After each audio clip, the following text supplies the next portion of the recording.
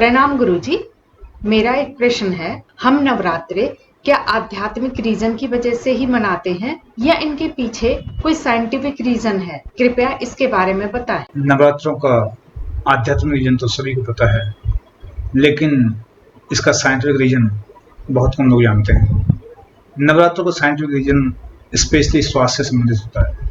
नवरात्रि हम तब मनाते हैं जब हमारा मौसम चेंज होता है, और साल में 2 बार मनाते हैं। साल में 2 बार हमारा ऋतु परिवर्तन होता है, यानी गर्मी से सर्दी की शुरुआत होती है तब हम नवरात्रि मनाते हैं, और जब सर्दी से गर्मी की शुरुआत होती है नवरात्रि मनाते हैं। नवरात्रि हम ऋतु परिवर्तन के साथ ही मनाते हैं, क्योंकि उस समय प्रकृति की ऊर्जा में बदलाव होता है और हमारे शरीर में बहुत सारे बदलाव हो रहे होते हैं।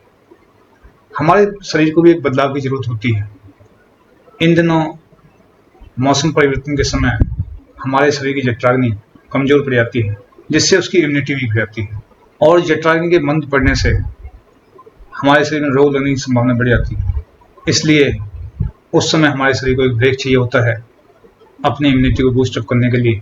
जैसे इसको हम एक एग्जाम्पल से समझ सकते हैं, जब हम गाड़ी चलाते हैं और लगातार गाड़ी चलाते रहते हैं तो गाड़ी का इंजन कमजोर हो जाता है और उसको एक ब्रेक की आवश्यकता होती है, और जब हम एक ब्रेक के बाद गाड़ी को दोबारा से स्टार्ट करते हैं तो गाड़ी दोबारा नए जोश और नई उमंग के साथ चलती है। उसी भांति हमारे शरीर को भी एक ब्रेक की आवश्यकता होती है। लगातार खाते रहने से हमारा शरीर कमजोर पड़ जाता है, हमारे शरीर का मेटाबॉलिज्म कमजोर पड़ जाता है, हमारे शरीर की इम्यूनिटी वीक हो जाती है, और हमारे शरीर की जठराग्नि वीक हो जाती है। जठराग्नि को दोबारा से सुचारू रूप से काम में लाने के लिए, उसकी अग्नि को प्रज्वलित करने के लिए हमें एक हल्के आहार, सुपाच्य भोजन की जरूरत पड़ती है, ताकि हमारा शरीर नए मौसम के हिसाब से अपने आप को अडेप्ट कर सके, अपने आप को बदल सके, ताकि नए मौसम के हिसाब से हमारे शरीर में प्रतिरोधक क्षमता पैदा हो सके।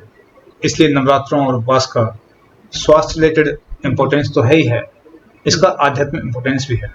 इन दिनों प्रकृति की ऊर्जा अपने चरम पर होती है और हमारे शरीर की ऊर्जा भी अपने चरम पर होती है।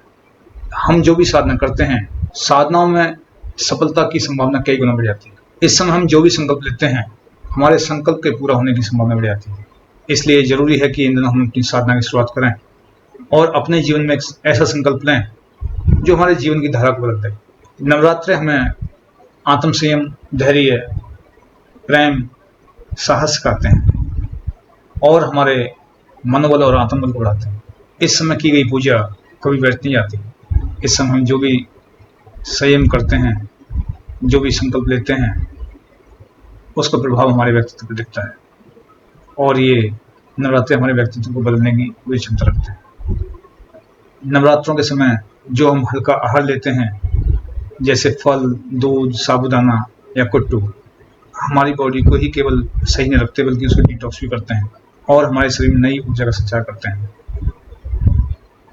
इसलिए हम याद रखें कि ये त्योहार जो हम मनाते हैं, ये त्योहार हमारी लाइफ में एक आध्यात्मिक रोल ही प्ले नहीं करते हैं, हमारे जीवन में नई ऊर्जा का संचार ही नहीं करते हैं, बल्कि स्वास्थ्य के दृष्टिकोण से बहुत महत्वपूर्ण है।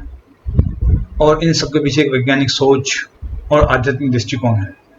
इन त्योहारों को मनाने के पीछे केवल मौज मस्ती या दिखावा ही नहीं, बल्कि पूरी वैज्ञानिक अप्रोच है। इसलिए साथियों, हम जो भी त्योहार मनाएं, पूरी श्रद्धा, ईमानदारी और आनंद और मस्ती के साथ मनाएं। जय माता दी।